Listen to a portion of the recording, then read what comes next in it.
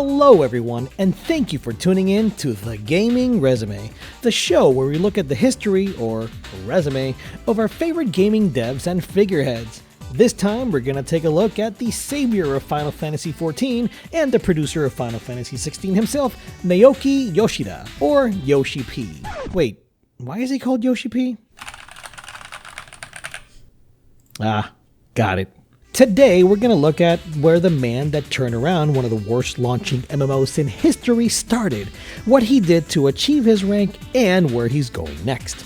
Like most stories, though, we need to start at the beginning, and that beginning is in the spring of 1973.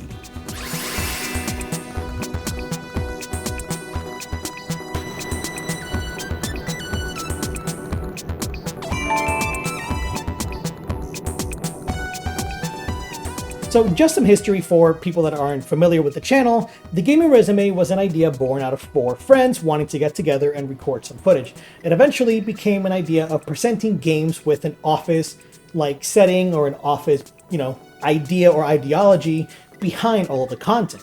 And the idea of the Gaming Resume, which was created by Sean, which you see him right here with us hanging out, was to look at a specific title and look at the people behind that title, and that was that game's resume. Now, that it's just me, I wanted to kind of go back to that idea, and this is what came to me. The idea of looking at a creator's gaming resume. So, yeah, thanks for being here, for those of you that have been here long enough, and I hope you enjoy the show. Let me know if you do like it, and if not, I'm gonna go cry in a corner, because, God, this shit is so hard. YouTube is hard!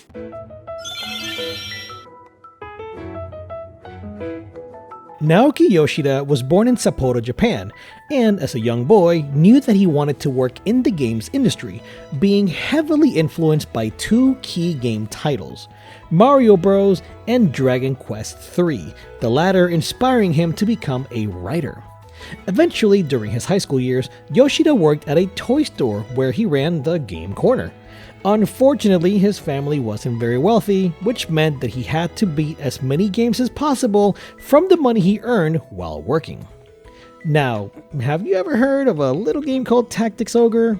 The title, developed by a team led by Yasumi Matsuno over at Square, was one of Yoshi-P's favorite games, and he wanted to join the games industry for a chance to hopefully one day work with the legend Matsuno himself. In 1993, Yoshida would finally enter his dream of joining the games industry over at Hudson Soft. Now, even though he would have preferred to work at Chunsoft, he went with this choice primarily to give his mother a sense of relief about finding some work. This was also the time where he studied game development at a school that was run by Hudson Soft, a perfect way to get a foot in the door. At Hudson, he helped with some writing and production duties on series like Far East of Eden, which he was happy to do since he had a huge desire to be a scenario writer. This position would certainly help in gaining major experience in that aspect, as he was tasked with writing the entire dialogue for all the villagers in the 3rd game of the series. Unfortunately, the game would be cancelled before he could complete his work. Hey, so here's a fun fact that I learned while doing research on Yoshi-P. So this man directly influenced the balance of Street Fighter EX, which was a spin-off of the titular series for the arcade that featured 3D polygon graphics for the first time. The story goes that during a business trip to AOU, or the Japan Amusement Expo show, he would end up getting 60 victories using the character of Zangief. This is Zangief, by the way, if you don't know who he is. With the last 3 of said victories against members of the team over at Arica, who were developing the game. This was a pre-release version of the title, so when the game finally came out and hit arcades everywhere, Zangief was considerably weaker than he was before. Yoshi-P is so cool, I kind of like this guy. After some time, Yoshi-P would eventually land on the Bomberman series. He was working as a designer where he learned how to be persuasive to handle the pretty awful sounding working conditions. This skill specifically, alongside taking on projects that many deemed undesirable, built trust with upper management, which in turn helped Yoshida on his path to make the games he wanted to.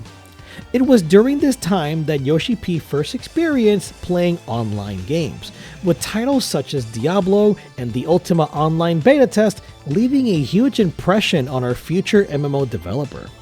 He would go on to spend 4.5 years at Hudson, but would end up leaving due to creative differences. Yoshida had a vision that all the game titles he worked on were fun for all ages, but his superior disagreed and saw them as made for children. Yoshida in turn had this to say, and I quote, "I couldn't work in a company that would allow a person like this to be a manager. As soon as he told me that, I answered that I quit."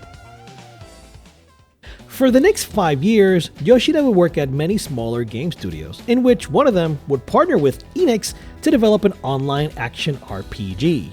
Eventually, Enix and Squaresoft would merge and become Square Enix, which meant that Play Online, an online game service and launcher owned by Square, would be a requirement alongside PS2 cross-platform play, a decision that came from the higher-ups at the time. These executives had high hopes for the aforementioned online action RPG, but the title had to ultimately be shelved due to being reworked twice due to these demands. Now a chief designer for the Dragon Quest X team, Yoshida officially joined Square Enix in 2004.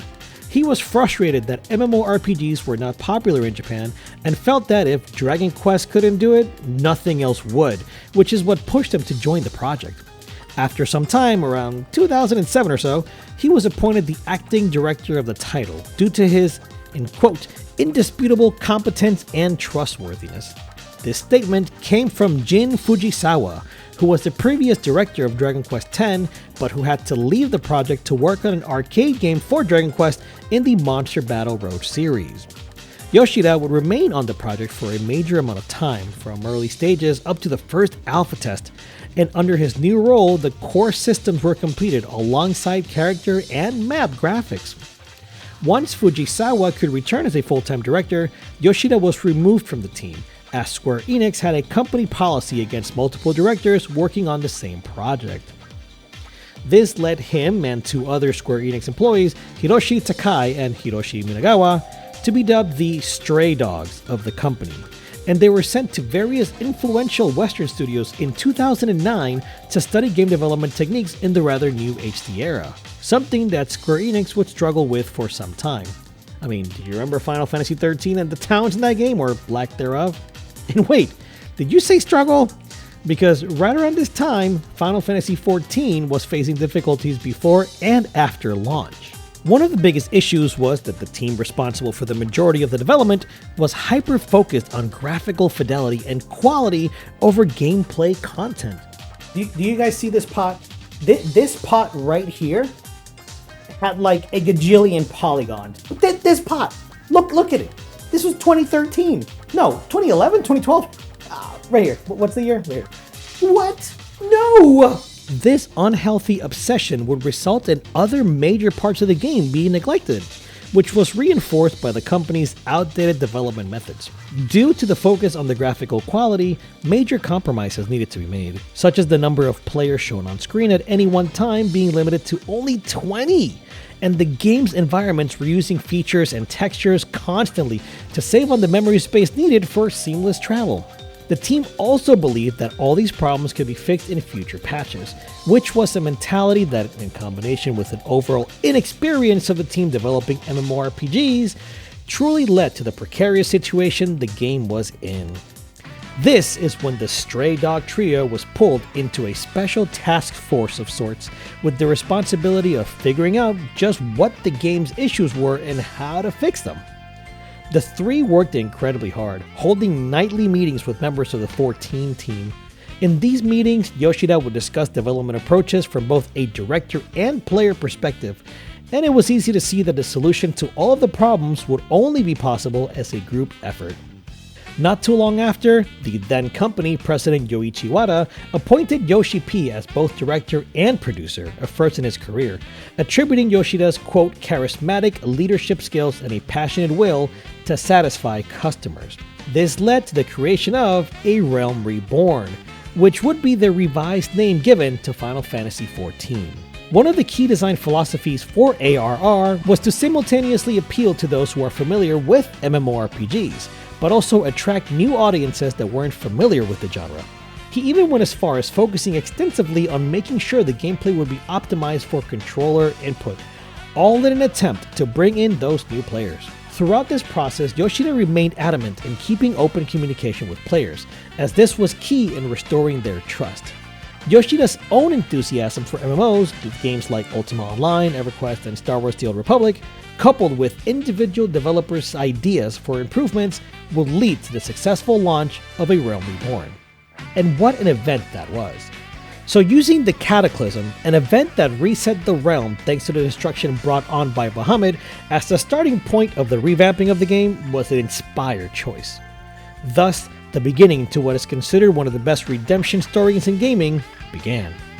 With each expansion, the game would also continue to evolve and grow, becoming better each time and drawing in more players.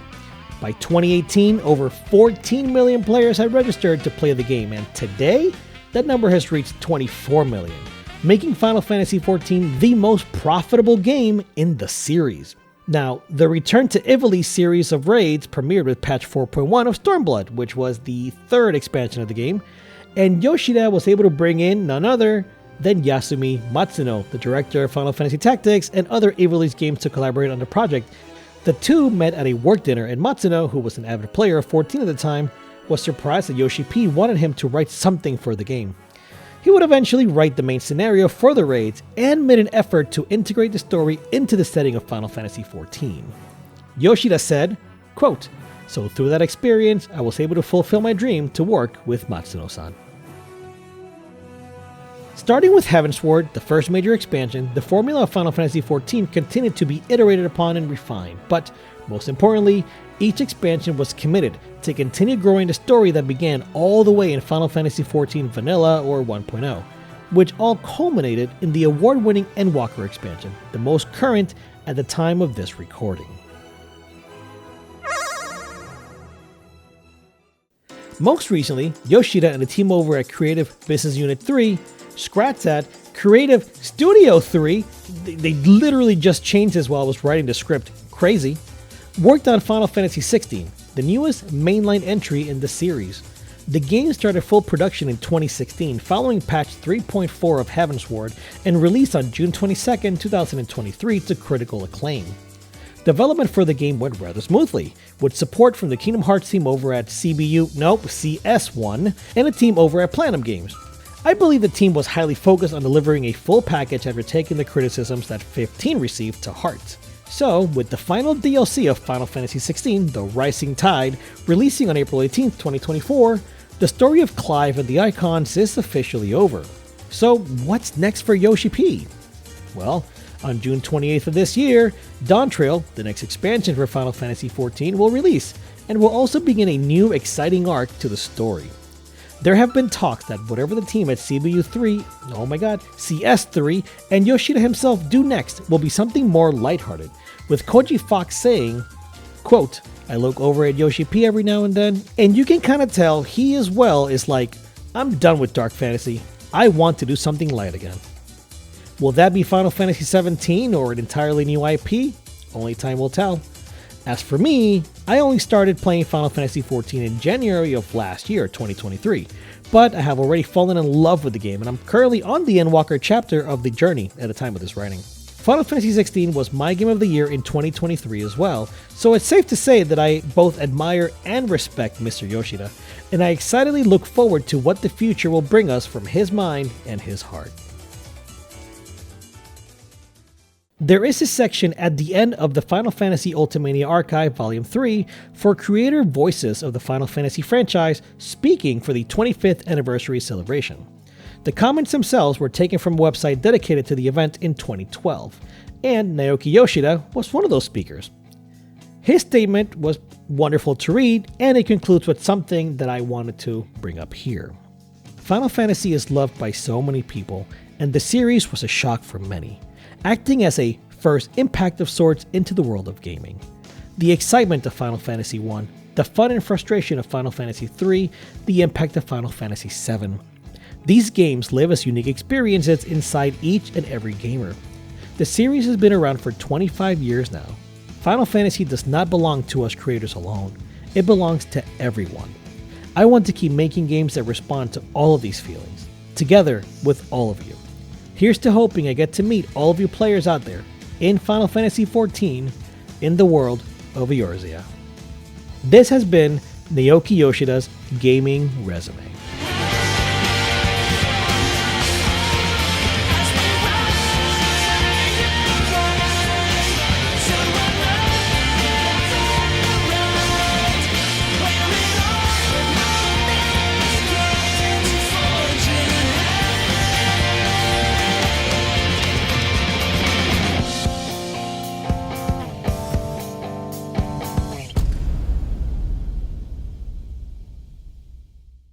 Hey guys, if you liked this, please make sure to like the video. It goes a long way in helping the channel. And if you do want to see more, make sure to hit that subscribe button and that bell button as well. You know how YouTube works. If you want to suggest which resume I should look at next, feel free to hit me up on Twitter at Onyx Talks or over on the Gaming Resume Patreon, where you can provide more direct support and suggestions for future videos. I really want to thank you guys for your support, and always thanks for watching. This is a new endeavor, and I sincerely hope it does well, because I want this YouTube thing to work. So if you're still here, still listening to me ramble and talk and whatever, thank you. Thank you seriously so much. I appreciate everyone that's here. I appreciate all my patrons that are here. It's not too many right now, but I hope that list grows, because these guys are amazing. They've been supporting the channel for so many years, and I want to present something new to them, and as well as anybody that watches this that wants to learn more about gaming and its developers and creators. So thanks again. I hope you guys have a great night. I'll see you on the next one. Bye.